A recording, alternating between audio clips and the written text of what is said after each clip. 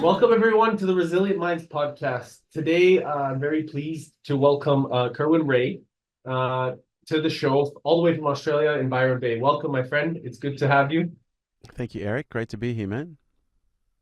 So, for those of you that may not know, Kerwin has a vision to continue to push civilization forward, especially by helping people really tap into that deep space of purpose.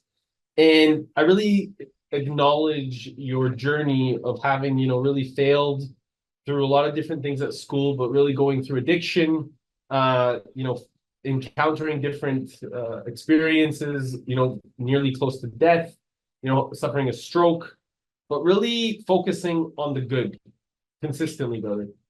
This appeal in the way that your unique approach to the way that you show up in the world and the way that you this no bullshit attitude. I really love this truth, this discovery of wanting to serve more, give more, be more, and do more. And I love that approach to life, to the depth. And so I just want to say thank you for taking the time because I know time is our most valuable asset. Mate, my pleasure, Eric. Good to be here, mate. So, brother, if there's anything that I missed or things that you're working on right now specifically, I'd love for you to just share any kind of specific projects that maybe you're really excited about that maybe you want to share just off the hop kind of to the audience that may be paying attention. Mate, the biggest project I'm working on right now is the project of being a dad. It's almost a full-time job, and it's one that I ideally love. And yeah, the other project would be me. Yeah, right now I'm going through a bit of an internal inner renovation, and so yeah, traversing some big questions and moving through some big pieces in life, and yeah, really looking forward to coming out the other side and seeing what the gifts have to offer. What a blessing, It man. sounds a little bit self-centered or self-centered, but I'm just moving through Not some at all. stuff. That's probably Not at all. In fact, I think that that's probably the greatest gift of our life is to discover oneself. Is oh like to trust thyself is one of the greatest gifts that we can discern is to move forward with that level of intention. So I really acknowledge that because when we discover that responsibility of the relationship with ourselves, we find that bigger, more meaningful, responsible, activated approach with something greater than ourselves, and as a result, can really pay attention to the reverence between one another. And that's what I'm really excited of learning about you, brother, because I think that there's a lot more meaning in life than most of us have been taught to believe. yeah, I'd echo that. I'd agree with that wholeheartedly.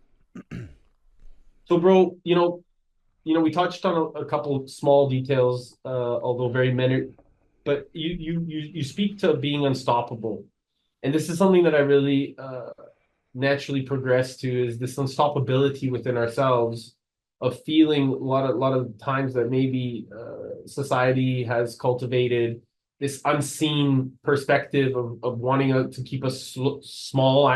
I believe in Australia it's called like tall poppy syndrome or something like this. Yeah. But I'm curious, this experience of yours that has contributed to so much of your why, your purpose to keep serving, keep giving, keep doing. What was it? What was it? What was this experience, this kind of breakthrough moment that gave you that I gotta keep going. I gotta keep knowing that I'm in service to something way more profound. Look, I think Unstoppable in its initial incarnation isn't necessarily the most healthy version. Hmm. I think some of us really, master the art of, psychological resilience, not to the point where we become hardy, but sometimes to the point where we actually become hardened. I know for Hmm. myself, throughout my earlier life, I really struggled to allow myself to rely and trust others. And so as a result, I would find myself taking on everything and just, trying to do everything I possibly could myself in order to push through.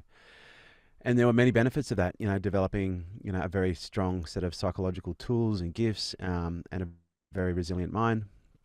Um, but I think it's the one thing I don't want to do with the notion of unstoppable at least with its first iteration, is really feed into the culture of more, and just Mm. constantly pursuing more just for the sake of more. And nor do I want to contribute to the culture of, pushing beyond, because oftentimes we talk about how do we push beyond our limits. And, I think there are certain times in our life where we do need to learn how to push. But there are certain times or certain seasons in our life where we need to learn how to yield. And we need to learn how to, slow down. We need to learn how to listen. We need to learn how to surrender. And so for me, I guess you could say the iteration of Unstoppable that I'm moving into now is more of an essence. So it's less about the physicality and less about the psychology and more about the essence of, maybe soul's too big a word, but the essence of ourselves, and trying to discover what that is, in the pursuit, of that, because I think oftentimes we get, quite distracted by the world and the things around us. Money is a big distraction, social media, politics, pandemics. We have all these raging distractions around us. So it'd be very easy for us to lose sight of discovering the most important gifts that we have, which is the gift of ourselves and our essence. And I think, we're never, and this is what I believe is probably one of the most truly beautiful things about self-discovery, is there is no limit. Because there's no one else. Every single person on this planet is, in some way, shape or form, a direct ancestor of sorts or a direct replica. And so when you consider the profound genius that we exist within, there's not much that we can't. And I think it's fair to say that, I'm never going to become a Formula One driver, and nor am I ever going to become, a world number one in tennis. But we can learn so many different things about ourselves in the pursuit of going outside of who we think we are and becoming rigid around that concept based on, our life experiences and the things that we do. Brother, you touch on the word too big, and I just want to emphasize that I think that it's actually the most beautiful thing to discover the essence of that soul. And it's beautiful that you are willing to go to that no limit, to that infinite space of awareness, because we aren't. And I'll tell you the story. I always used to be told, like, "Hey, Eric, your energy is too big. You have too much energy. You have too much this. You have too much too." And I was like, "No, you know what? Like, just because you don't see that, my light or my happiness or my joy or even my anger, it doesn't mean that I'm too big. It means that you think that I'm too big or that we're not. But I believe that, like you said, we have no limits. So it's like I would always take this curiosity and say, okay, if you think I'm too big, what's wrong with me? That was my first question, Yeah, I you get it. know? And I always found that, like, having this energy, this discovery of ourselves, it was the greatest gift. And so by stepping into that no limit or unstoppable version, that in this iteration of this essence, Look, is I it think possible? is it possible to know? Is that what you're asking? No, I was going to say, is it possible to integrate that as a collective Oh into the fuck! soul intelligence of what we're doing here on Earth as Is a it collective? as a collective, mate? Who knows? Collective is a big word. It's a big thing. And when, as I said, we live in a world that is, celebrated in most cases for all the wrong things. As individuals, it's very difficult to, ask yourself the question: in our lifetime, are we going to see an integration of that type of essence at a collective level?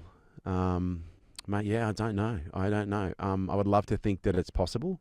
I would love to think that this is a multi-generational, multi-generational, maybe even multi-planetary project. If we don't wipe ourselves up out in the process, where we move towards perhaps a society and an environment that is, getting back to the essence of what we're here to do, which is to have experiences, in all shapes and sizes. I don't think there's necessarily a right or a wrong, but I do think there are a number of opposing perspectives that would suggest otherwise. What are your thoughts on the transition from taking the philosophy of awareness to the biology of it, to really embodying that space of principles and taking that curiosity of energy, vibration, and frequency and integrating it like nature has for billions of years? Look, nature does it so effortlessly, and I think that's the challenge for us is we have to try so hard to do everything because we have this component of self will. um, I think spirituality is one of those things that a lot of people will, or self awareness is one of those things that people will seek out and try and find in a book, in a podcast, in a conversation. And I think self awareness, when you go back to its roots, is really just it's an ongoing practice, but it's not a practice that is partaken in the absence of life. Like, I'm one of these people that, believes in the philosophy, much like Alan Watts, if you want to become self-aware, you don't go and sit in a cave and spend 40 years meditating, because you're missing out on life. You're missing out on those experiences. It's like, can you witness yourself in the experiences of, joy, pleasure? Can you witness yourself in the experience of pain and suffering? And for some people, they don't even know how to witness themselves. They're so involved in every moment, either in the future of that moment, the past of that moment, or the distraction of the moment. They're not actually aware that there is some kind of an entity inside them witnessing this moment right now. And I think when you look at a developing self-awareness, perhaps self-awareness is getting to the point where we can start observing that we're observing something, witnessing the witness.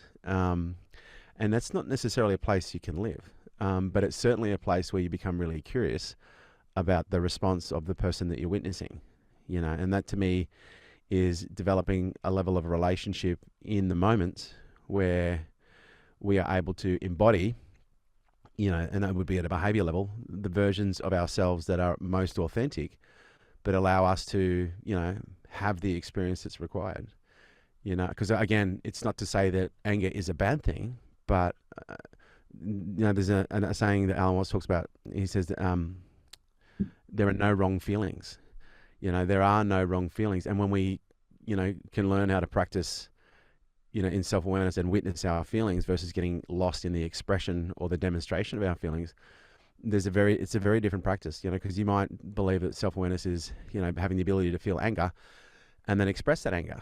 I'm moving towards a philosophy where I think is very healthy to be able to feel anger and direct anger when necessary, but not when it comes at a consequence that requires, more repair in all scenarios. And I think one of the pursuits that I'm finding really curious right now is moving towards the experience of witnessing emotions and feeling emotions versus expressing emotions and then witnessing the aftermath of that. Total presence. Well, I don't know if that's available, total presence, but I certainly know glimpses of it are.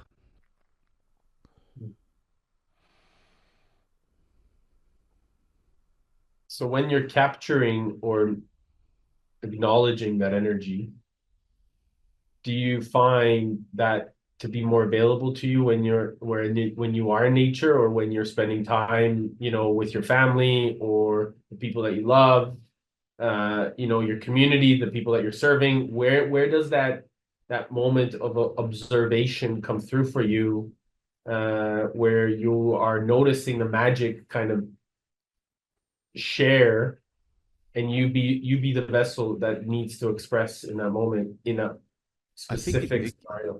it can come through in any moment, and even in these moments that you and I are having right now, like there's the opportunity just to, bear witness to the conversation that we're having and the words that are being spoken and, the silences that are available to us. So are there any particular situations? As I said, for me, it's one of those moments. It's one of those things where it's in and it's out. I have these moments sometimes where I'm speaking on stage and I'm completely in the moment.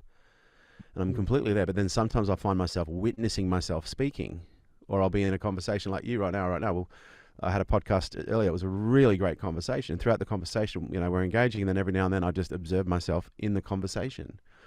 And so, you know, for me, it can happen anywhere, anytime. It just really comes down to, taking that perspective of, am I aware of what's going on right now and who's watching? And not turning that into a thought process, because when we start breaking things down and trying to label things, because it's one thing to witness the moment, but it's nothing to witness the moment and then start trying to label the moment and label the experience and label and create judgments and dissect, the situation. That's, to me, is not self-awareness. That's more ego. That would be that would almost be like an egoic level of awareness, because we do have egoic awareness, and the ego is aware of so many things, and it can break them down, it can cut them down, it can label those things. And then you've got a purity of awareness where, you're not trying to label things. You're just in a state of observation. Because when you look at reality in its full context, or nature, you referred to nature earlier. It's like, imagine when you go out and you look at a mountain, you are taking in so much information at once. But then you're on the phone to your friend and you try and describe to them what you're trying to see. Words could do no justice to the gifts and the vision that nature can lay before you. But when we do that, we literally break it down into really basic sounds that are trying to explain something that is so infinitely beautiful. And I think oftentimes in life, that's what we do. We try and break things down to understand them, rather than just observing them for their, the infinite beauty that is actually inside. And by inside, I mean observable. It's like, what's there? What I I love it. I'm hearing like really appreciating, right? Appreciating versus creating any expectations. Well, you don't even necessarily, I believe, have to appreciate. You can just observe something, and yeah, you can feel a sense of appreciation. But even when you appreciate something, in a sense, that is a form of judgment, because you're labeling it. Because you could look at a scene and go, "Oh my God, that's just beautiful," but then you look down closer, and then you see a bobcat eating a little fucking deer, baby deer. And you're like, "Oh my God, that's terrible." And so then all of a sudden, your scene of appreciation turns into one of horror, versus just looking at nature in all of its glory and not feeling the need to label, and just observe it. I think as humans, we are biased towards feeling good emotions, appreciation, gratitude. They're all good. They're all healthy emotions. Love them, joy, happiness. And we're biased against feeling, bad emotions, fear, shame, sadness, anger, grief. Whereas, when we can observe all emotions without any judgment or bias, then that gives us the ability to be able to, hold a better space for ourselves in all situations. Imagine living a life where you didn't judge yourself. Imagine the potential that could unfold if you could live in a world where you didn't feel the need to judge yourself or others. And if there is no judgment, and judgment is nothing more than a limit. If there's no judgment, there's no limit. If there are no limitations, then you're playing a limitless game. And you get to make the decision consciously when you want to express. Yeah, and you get to choose how. Because it's one thing to be angry, but it's another thing to be angry and then go and punch someone in the face. Yep. It's one thing to be, because if you look at the biology of anger, or any emotion for that matter, it's just a bunch of peptides that are flowing through your body that are connecting with different nerve cells that are creating a sensation, and that sensation is either regulated or unregulated. And the more unregulated that emotion becomes, which means the less equipped you are to process an emotion, the more chances you have of that nervous system, acting out and reacting in a way to try and regulate that emotion. For some people, the only way they know how to regulate anger is through violence. And for others, the way that people will regulate anger is just by observing the sensation and actually feeling and acknowledging with themselves, I'm angry. Whew. Oh, wow. Okay, let's just breathe through that for a second. Whew. And much like the person who gets angry, lashes out, punches someone, and then, 10 minutes later, they feel fine. The person who gets angry and sits there and sensates, for 5 to 10 minutes, 5 to 10 minutes later, they're fine as well. They just didn't create a scenario where now they have other emotions that are going to be created, and other conversations and other things that are going to be created as a result of that expression. There's a huge responsibility in that shift.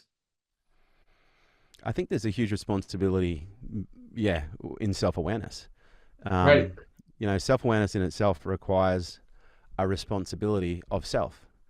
And that's where I think self awareness, in some respects, is very pop culture, because people like Mm. the idea of self awareness, but they don't like necessarily the responsibility that comes with it. Right. Well, this is beautiful. This process that you expressed, this difference and this unique nuance of, okay, how do I choose to observe it versus actually going out and punching somebody?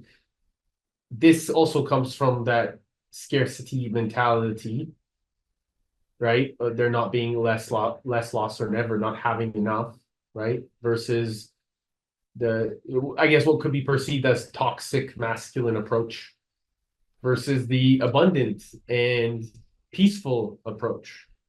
So how would you recognize in terms of, like, we've come from thousands, like I myself personally have in the past experienced a lot of my own emotions and reacted.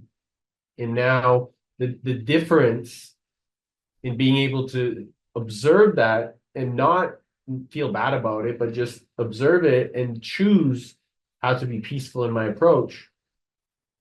That experience is also something that is on a collective scale been very scarce in the way that we've moved as a civilization versus an abundant approach to how we can choose to, as men and women and humanity, decide to collectively create more economic prosperity alongside one another in producing that level of energy.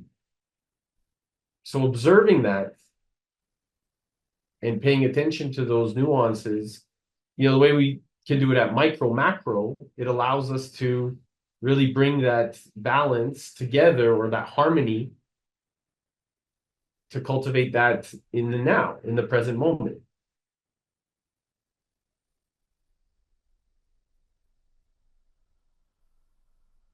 So having that experience as men, again, for myself, observing, the experience of life or watching when I was a little boy, how a tough man needs to be versus the experience of actually holding a space and it's okay. It's okay to cry or be this way or share these emotions, even if you're angry. And what's that shift? What's that energy transition kind of need to look like, or can it look like so that we can encourage a space for our future generations, our children, our family, our community to actually be in that place of safety? Because I believe that we can do that as brothers and sisters and cultivate that level of regenerative culture so that even down the line, when we're no longer in the physical space, in this body, in this vehicle, that our children get to actually carry on and stand on shoulders that are even more empowering. Is there a question in that, buddy?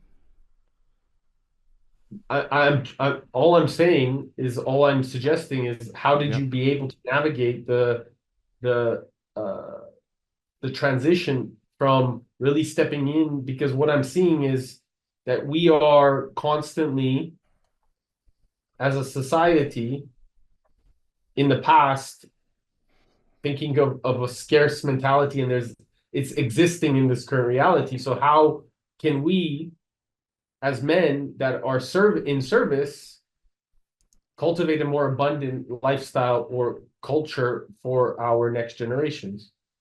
I think there's a lot. You've said a lot, so it's hard to really, segment and speak specifically to any one thing. But I'll talk to a couple of things that you've shared. And I think the first thing is this idea of toxic masculinity.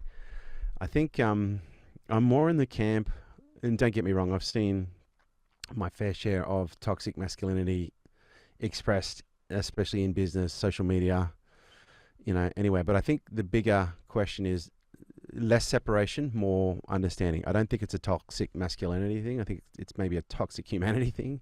And I'm not saying humanity at large is toxic, but what I am saying is, you know, at this stage of the game, I'm surprised we haven't seen a He Too movement, because just as much as I have observed toxic masculine behavior, I've also observed toxic feminine behavior as well. And I think the challenge is, there's a lot of attention that keeps getting brought to these polar opposites, which is creating the polarization, which is only really perpetuating the divide that we're seeing in all forms of communication, online and offline. And when you talk to abundance, like for me, the abundance is really getting back to this space and this place where we aren't chasing more as a collective, as a community, or as individuals. And that's going to be really counter to, some of the things that I teach and have spoken about in the past, and even business, because business is, aren't I here to win? I guess in many ways it's really defining what winning looks like and at what cost. And I think if we really look at and take a step back and witness the behavior of more being the driver, you can really see a greater perspective on why the world has found itself in the situation that it is at a political and at a global level when it comes to, organizations and corporations, is because you have these entities that are just constantly after more. And when you're constantly driving for more, it is based on this feeling, this sensation, this belief that there's not enough, and then at some point it's going to run out.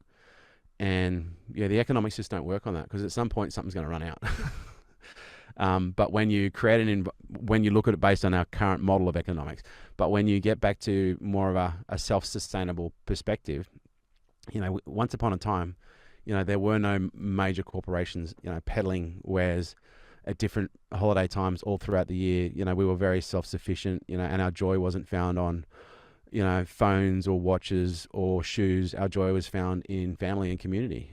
And, one of the things that I think as a collective we should be moving more towards is the abundance of community, and getting back to community and focusing on the abundance that community creates. Because when you can find, or when you can create community, there always just seems to be a way of things working out. There's always someone to help. There's always someone to support. There's always a mouth to be fed. There's always food to be shared.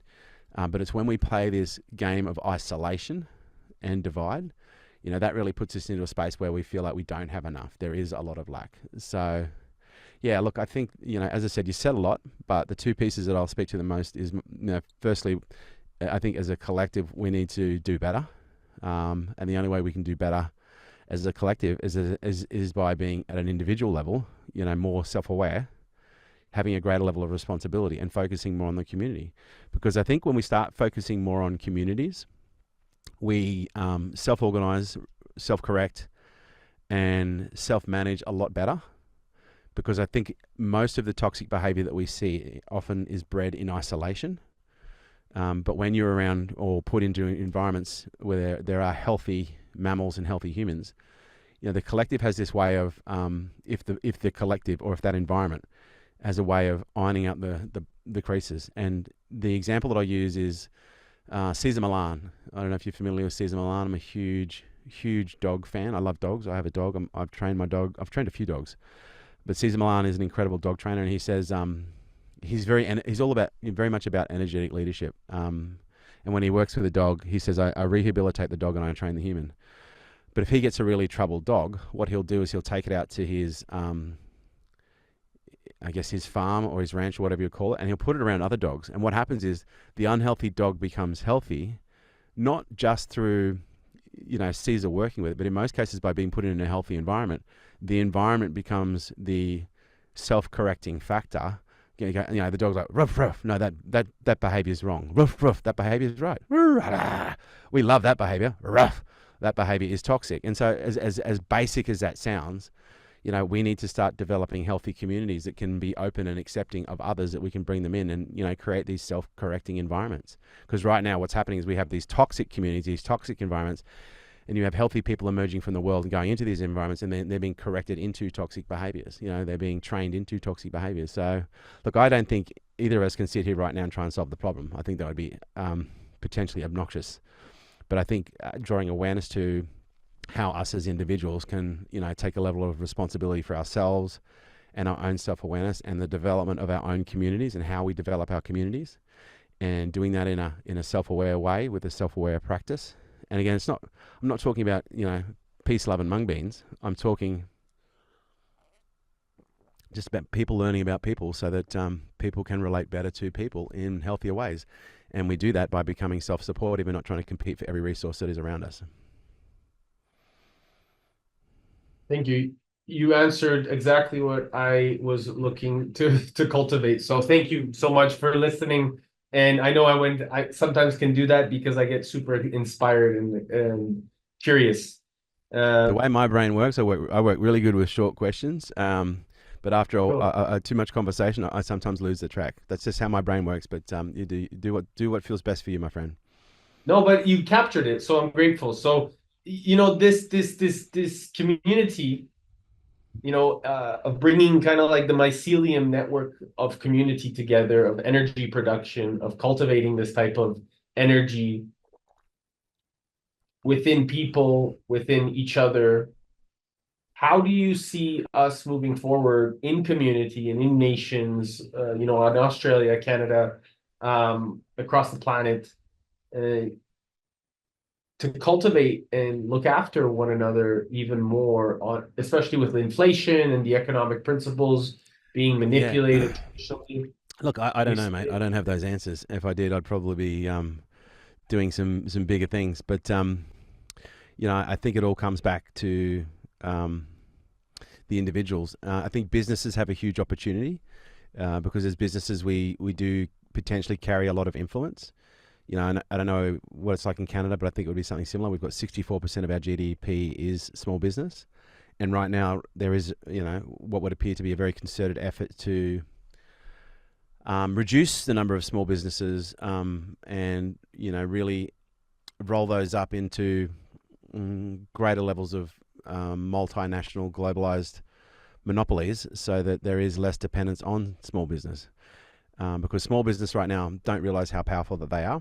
And that's really evident, especially with the way that people vote. Um, and I think, small businesses in themselves, when they do their business well, they create their own communities. They create their own client bases, they create their own fans. And I think businesses that do that well, they have a great responsibility, but a great opportunity to, encourage the development of these types of behaviors and initiatives, not just at a customer level, but also at a team level. Whenever I'm working with a business, oftentimes, I'll say I'll be training the business owner, but I'll be rehabilitating the team because oftentimes the teams can be traumatized by the way that they've been led or driven or managed or run. And so, as owners, if we can develop strong communities within our business and we can develop strong communities in our clients, the business is going to win. It's going to win. If you can do those things, the business will win. But it's knowing, when enough is enough. But then also with the extra, what do you do? Well, that's where the community comes in and the things that we can do to support others and the community and the people around us. So that it becomes this self-sustaining model of growth. Like imagine a community. Imagine if we had all around the world, we had all these communities where they didn't need to buy, they didn't need to import, they didn't need to shop online. Everybody just was able to, within their own group, give everything that is needed. So food, clothing, shelter, and all the things. But then people say, "Well, but I want but I want my shoes in red." There's so much of this again, this separation, this labeling, this breaking down, and the judgment of what I want, what is good, what is bad. It just makes answering those questions just too hard. I think, we've just got to focus on ourselves, and I don't mean that in a selfish way. I mean that in a behavioural way. And what is the impact that I can have on myself? What is the impact I can have on those people around me? And then really look at that as a pebble in a pond, because that's all we are, mate. It's just a pebble, and we're getting thrown in the pond, 1,000 times a day, and those ripples are going out there and they're hitting things. In terms of economics, since COVID, what have been some of the fundamental shifts that you've seen in the principles of economics? On in you mentioned you're working lots with the small business owners. There's a lot of strength in resolve in business owners coming together as a community. What are you seeing in terms of the shift in inflation in Australia, or has that been a Look, I think it's huge? like anywhere else. It's massive, and we're seeing interest rates rising, But when you look at the economics of it, like there's only, I think, like 2 or 3 major insurance companies in the world. I think we've got 2 or 3 players over here. They've got 2 or 3 major banks. We've got, maybe 2 food mafias in this country. So inflation is very well managed. Inflation isn't happening to us. It's being done, and it's being done at a level to, without getting into agendas and conspiracy, fringe theories. It seems to be being done in a way where it is limiting the options for small business to survive, and so a lot of small businesses are being rolled up, and then so then supply is being put back onto some of these bigger global monopolies. In Australia, the food is a great, because right now, I think the 3 major factors in inflation in Australia is food, and we've got 2 major operators in food. We've got energy, and again, we've only got a handful of major operators. You've got insurance. And fuel, and all of those industries are essentially controlled by monopolies, which in some cases are receiving huge government subsidies. But again, this is out of my wheelhouse. Well, I haven't said it, but this is really out of my wheelhouse. I'm not really an economics guy, but I've got my perspective, and right now I'm seeing a lot of business owners that are doing it very tough, and it's the inflation, the interest rates, it's really hurting a lot of people. So I think every business owner needs to be looking at, if they're serious about staying in business and not being rolled up, they need to really look at what they need to be doing in order to survive. What do they really need to focus on in order to thrive? Because there is a huge opportunity right now. Do you mind if I ask what the curiosity, or like what your perspective is on centralization versus decentralization? I don't know if I've got a perspective, but I am pro decentralization. I think centralization creates a control command network, and it leaves us very vulnerable to all sorts of bad outcomes. But I think when we decentralize, there's a lot more opportunity for free knowledge, free speech, free information, and community. Getting back to community, so the communities learn how to work together versus being told how to work together.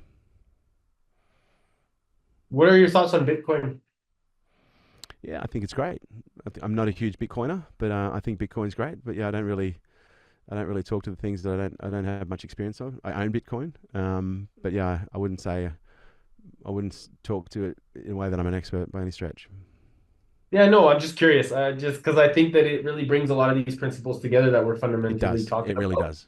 Yeah. And what I love about it is that really it's the community, and Saifedean from the Bitcoin Standard, he talks about how one community can disproportionately move the needle. And I'm really excited because Safe's coming on. But what I'd love to really emphasize is the importance of us as we can do it together. And these principles that guide us will be the ones that ultimately define us, so on and so forth, as we move forward. And what I love is hearing, this constant iteration in different nuances from different friends around the world, that we all have this same like depth of discovery within ourselves, and we want to come together. We want to do things that are the right way, right and wrong not being, but like necessarily available. Yeah. Thank you. So really, brother, I'd love to go into a little bit deeper in terms of this energy that. Just before you hit off, buddy, I've got 2 minutes before I've got to leave the studio for my next appointment. Okay. So, whatever your last question is going to be, just make it a good one, buddy. This is your shot. Okay, brother. If you only have 2 minutes left to go? I guess the last question will be, if you had 3 days left to live, what would you do? I'd spend it with my son. Beautiful. Yeah. Cool. Thank you, Kerwin. Thank you for your time. What's the best way that anybody could connect with you if there's anything that they could do? Mate, I'm on all the socials, so Instagram, LinkedIn, Facebook, TikTok, YouTube, and kerwinrae.com, www. Fantastic, Eric. Thank you so much, brother. Thank you, my friend. Hey, everyone, and thank you so much for listening to The Resilient Minds. I hope you enjoyed the show. Please make sure to go comment and like and follow us on iTunes or Spotify, and please make sure that if you really love this, to share this episode, and make sure that you're inviting all your friends to like it as we continue to unfold what the beauty of our minds does, more importantly, how powerful our heart level of intelligence can be when we combine our heart and our brain together. And more importantly, make sure you take the time to take a look at what we're doing at Balanced Media Ventures and how we can actually really support you in doubling your impact, your income, and your influence, and how you can bring your life's greatest vision into your purpose and create it from that level of reality. Talk to you soon.